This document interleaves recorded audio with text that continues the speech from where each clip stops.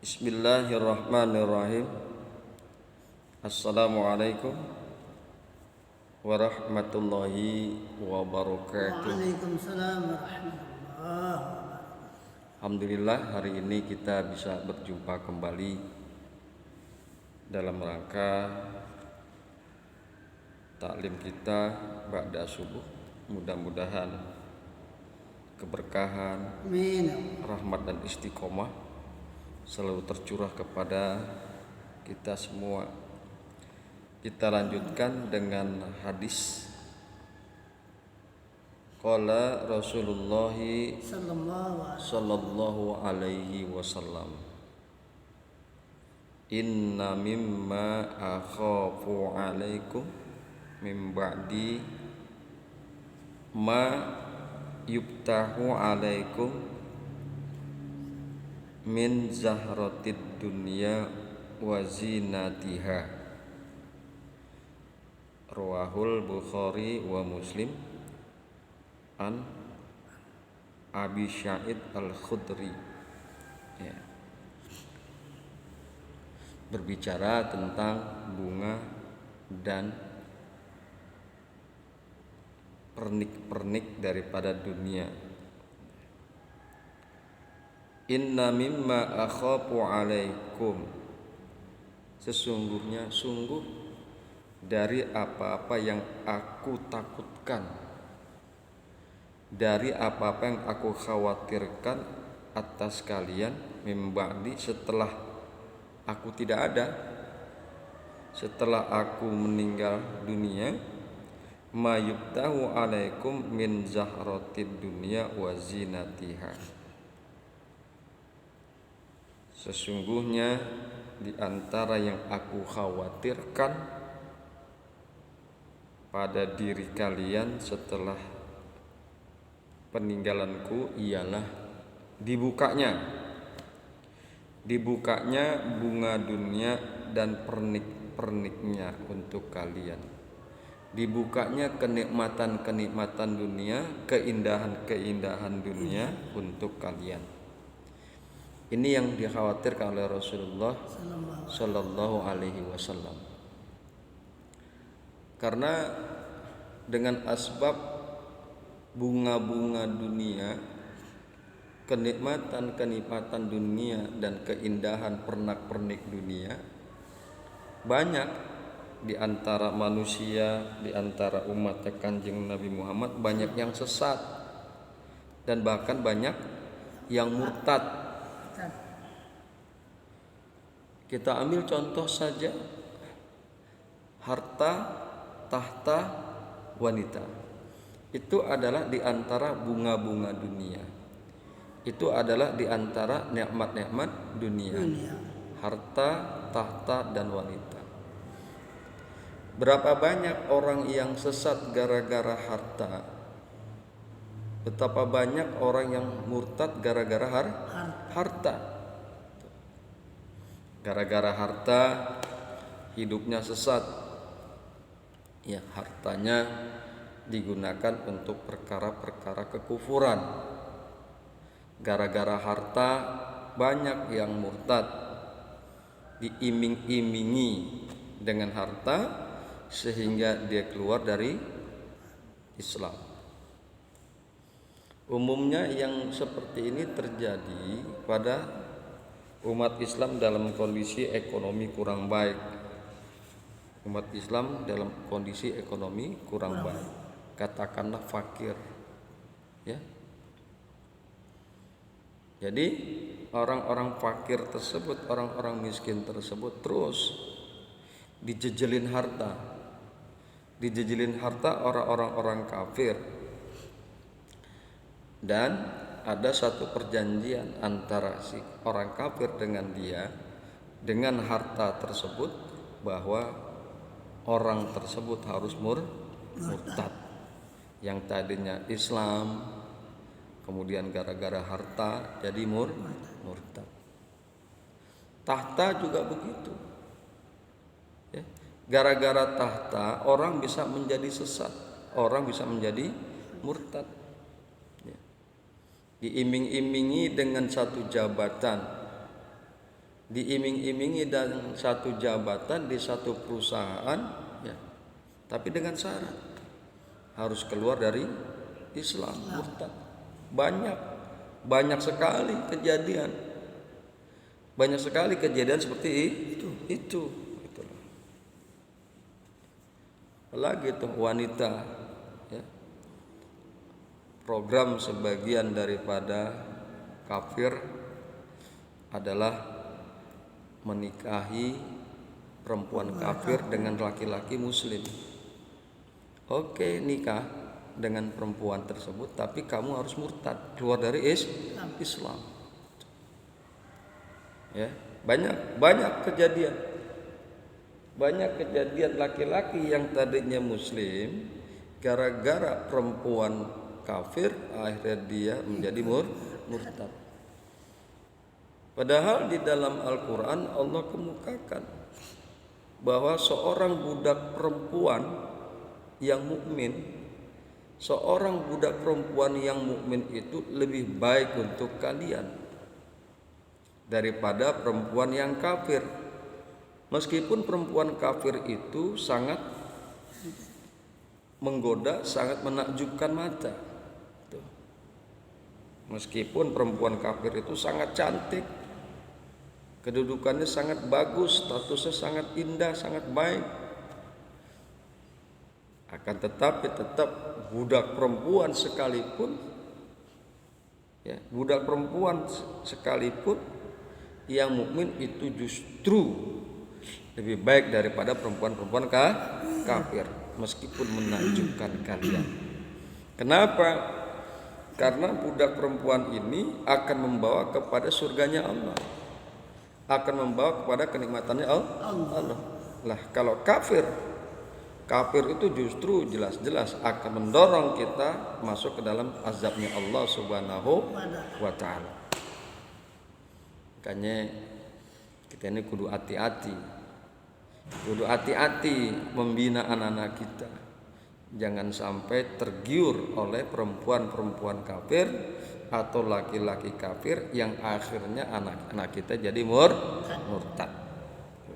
Itu makanya wajar kalau Kanjeng Nabi Muhammad sangat mengkhawatirkan kondisi seperti itu. Ini kan kenikmatan dunia belum begitu banyak yang dibuka oleh Allah. Masih banyak lagi kenikmatan dunia yang tersembunyi. Baru segitu aja, ya. Baru belum banyak aja yang dibuka oleh Allah kenikmatan dunia. Banyak umat Islam yang sesat, banyak umat Islam yang murtad. Ya, jadi sesungguhnya di antara yang aku khawatirkan pada diri kalian setelah peninggalan aku ialah dibukanya bunga dunia dan pernak-pernik dunia untuk kalian. Ya. Ujian itu, cobaan itu. Ya. Jadi keindahan dunia, kenikmatan dunia, bunga-bunga dunia dan pernak-pernik dunia itu adalah ujian atau cobaan untuk kita. Mudah-mudahan Allah lindungi kita daripada fitnah dunia. Man taraka syai'a lillahi awadahullahu khairan minhu. Ini juga satu ketentuan.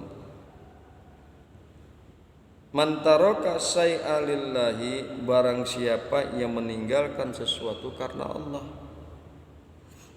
awadahullahu khairan minhu, maka niscaya pasti Allah akan menggantikannya dengan sesuatu yang lebih baik untuknya, untuk orang tersebut. Ya. Ini ada kenikmatan dunia,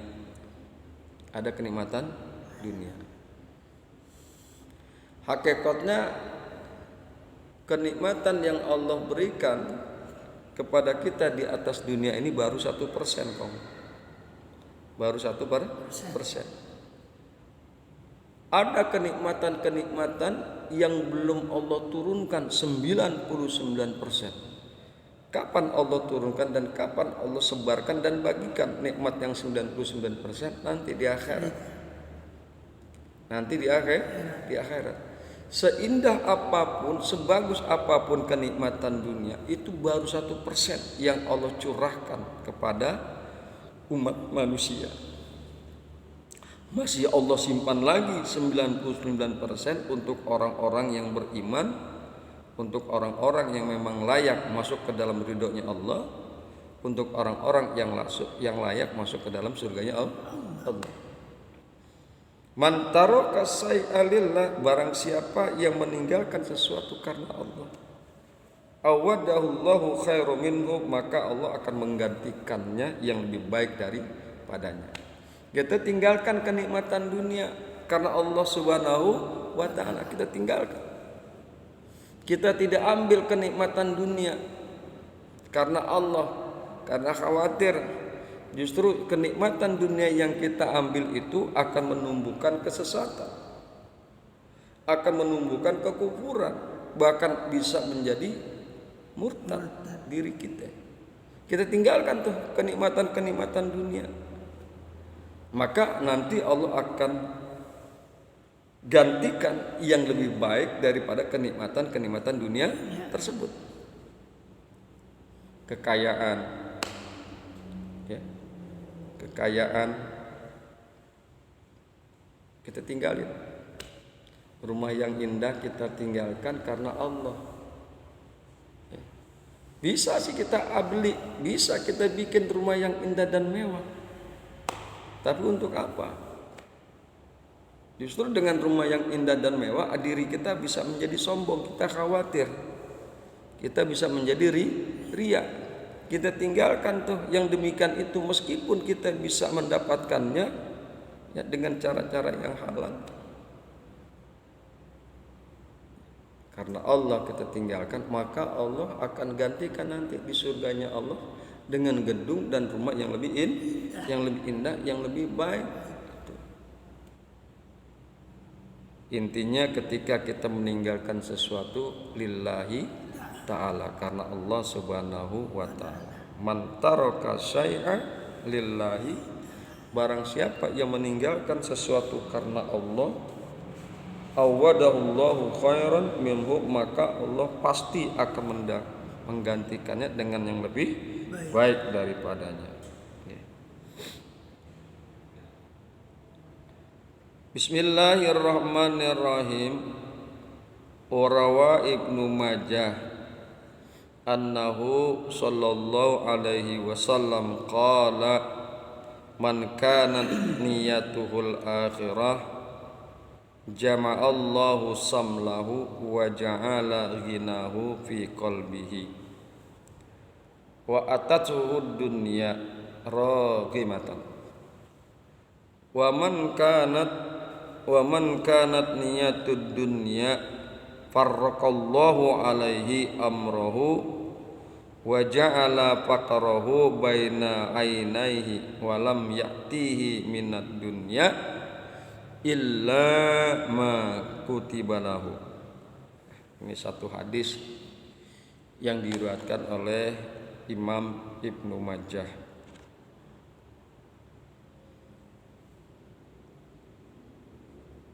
Qala sallallahu alaihi wasallam, telah bersabda Rasulullah sallallahu alaihi wasallam, telah bersabda Rasulullah sallallahu alaihi wasallam,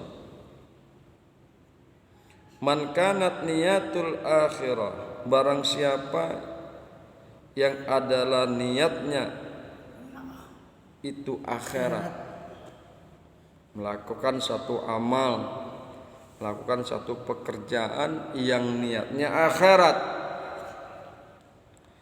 jama'allahu samlahu wa ja'ala ghinahu fi qalbihi, maka Allah akan menghimpunkan urusannya menjadi selalu merasa cukup dalam hatinya.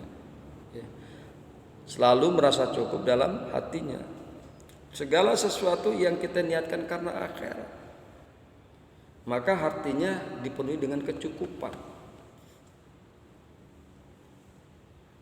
Kita katakan punya harta meskipun sedikit, kita belanjakan, kita nafkahkan, tapi niatnya akhirat. Itu karena memang harta kita sedikit, tentunya yang kita dapatkan, yang bisa kita belanjakan pun sedikit juga. Karena memang yang kita miliki, uang yang kita miliki cuma sedikit. Yang kita belanjakan tentunya sedikit. Tapi karena dia belanjakan itu bernafkah, membelanjakan uang itu untuk urusan akhirat, karena niatnya akhirat, maka yang sedikit itu merasa cukup untuk dirinya, berkah. Merasa cukup untuk dirinya dan berkah. Padahal secara kasat mata kalau kita pikir secara logika, ya sedikit yang kita belanjakan, karena memang dasarnya duitnya sedikit. Makanya dalam rangka kita melakukan satu pekerjaan, satu amal, niatkanlah akhirat. Niatkanlah akhirat, jangan niat yang lain. Kalau niat kita bukan akhirat, katakan niat kita dunia, pasti kita akan merasa kekurangan terus. Pasti kita akan merasakan kekurangan terus. Jama'allahu samlahu wa ja'ala ghinahu fi qalbiha. Maka Allah akan menghimpunkan urusannya, mengumpulkan urusannya menjadi selalu merasa cukup dalam hatinya. Cukup tuh, tenang aja hatinya ya. Wa atatuhud dunya raghimatan, dan dunia itu akan datang kepadanya secara hina. Karena memang dia tidak butuh dunia. Iya. Yang dibutuhkan akhirat. Datang dunia itu kepada orang tersebut hina. Bisa jadi ketika dunia itu datang kepada dirinya, kemudian dia khawatir akan terjadi kesesatan dan kekufuran atas dunia yang datang pada dirinya, ditinggalin tuh dunia. Ditinggalkan dunia karena khawatir justru dengan dunia tersebut dia akan mendapatkan azab Allah Subhanahu wa ta'ala. Sehingga dunia yang datang itu, ya, dunia yang datang kepadanya terasa hina, nggak butuh. Mungkin sering kalau kita dengar orang ngomong, gue sih nggak butuh dunia. Karena kalau memang dia omongannya benar, tulus dari hatinya, kata-katanya gue nggak butuh urusan dunia, gue nggak butuh dunia, artinya dia niatnya akhirat. Dan dunia itu datang dengan hina, sehingga timbul tuh, gue nggak butuh dunia. Mudah-mudahan orang yang begitu ngomongnya benar, tulus karena Allah. Wa man kanat niyatuhu dunya farraqallahu alaihi amrohu wa ja'ala faqrahu baina ainaihi wa lam ya'tihi minad dunya illa ma kutiba lahu. Wa man kanat niyatuhu dunya, dan barang siapa yang adalah niatnya dunia, ini kebalikannya dari yang niat akhirat. Barang siapa yang niatnya dunia, farakallahu alaihi amrohu, maka Allah mencerai-beraikan perkaranya. Urusannya dicerai-beraikan oleh Allah Subhanahu wa ta'ala. Wa ja'ala faqrahu baina ainaihi, dan Allah jadikan kemiskinan, kefakirannya di antara dua matanya. Selalu merasa kekurangan terus. Walam ya'tihi minad dunya, dan tidaklah datang kepadanya daripada dunia Dunia tidak akan datang kepadanya illa ma kutibalahu, kecuali apa-apa yang telah ditetapkan untuknya. Jadi hadis ini mengajarkan kepada kita, karena memang tujuan akhir kita kan akhirat nih kongjit. Tujuan akhir kita mah akhirat bukan dunia. Sehingga niatkanlah segala aktivitas kita, niatkanlah segala kegiatan dan amal kita untuk urusan akhirat, untuk akhirat nanti. Insya Allah yang demikian itu akan membawakan kebaikan kepada kita, kebaikan di dunia maupun kebaikan di akhirat. Subhanakallahumma wa bihamdika asyhadu an la ilaha illa anta astaghfiruka wa atubu ilaik. Assalamualaikum warahmatullahi wabarakatuh.